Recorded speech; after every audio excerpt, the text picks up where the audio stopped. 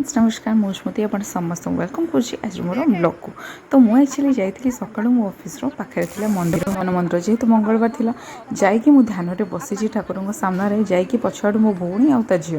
से मत सरप्राइज देले माने मु तो देखी से सक हो से मत देखी सक हो माने पूरा गोटे कोइंसिडेंट थिला से जानना मुझे घर को आसला मो सांग मत डाकी आज खावाई सी मत अधा दिन डाके एक्चुअली भौणी नथिले कौन है से मत भौणी नथिला भाया फिलिंग करने दिएनि माने एते भल पाए आम दी जन सांग हेले भी भितर आमर टी भौणी स्नेह रही है। तो एमती जहाँ भी हो सी मत डाकी घरे जाकि बहुत सारा आइटम करला सबुठ बेस्ट था आलू चकटा बिना खाए सबुदिन आसबेनि कहीं मो हजबैंड के घरे था बट आज ड्यूटी अच्छी से नहांती ता सहित ता हजबैंड तो एचएम अच्छा तो से बाहर रोचान तो एमती होमर अधा दिन प्राय दिन एमती हुए मासक आमर गोटे दिन बोधे एमती किसी गेट टुगेदर हुए आम दिज अधिक गपु कम खाऊ घर को आसला लेडीज मान पिछा कम केवे भी छाड़बनी तो मोर गोटे पुतुरा तांकर पुओ माने नातीर हम व्रतकर तो ता पूर्व पड़ी पकेवा विधि एमती किसी थाए तो सही विधि को करने आज आम एक्चुअली घर को जाइलु तो नुआ घर कर ही प्रतिष्ठा करपर आम अलता लगाऊँ कहीं अलता लगवाटा मैंडेटरी से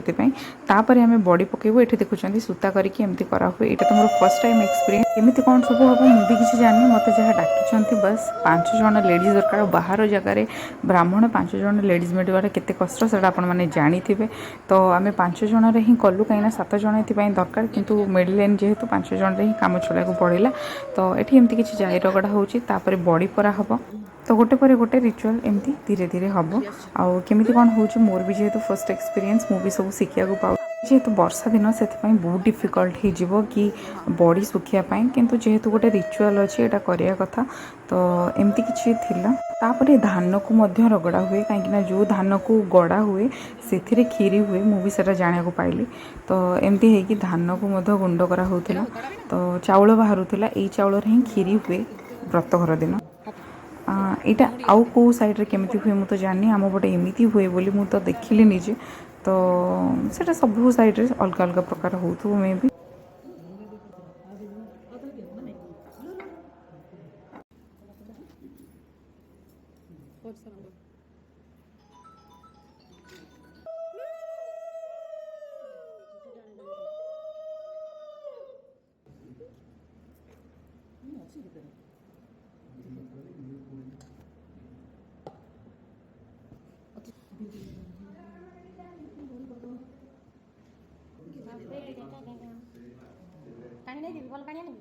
आज भिडियोटी कर उद्देश्य है जे आम पटे जहाँ रिचुअल्स अच्छी से आपण पटे अच्छी कि ना से आपने देखिले जानीपारे तो केमी कौन सब हुए से जिनसा जनार था आ मु आशा कर आज भिडियोटी जदि भल लगी ताले प्लीज लाइक करने को भूलें तो ये सब सरला गोटे माने रिचुअल्स अच्छी कि जो मैंने भी आसते से सब खाई जी तो एमती किसी खावा टिफिन टिफिन रे थिला बरा आलूचप एंड क्षीर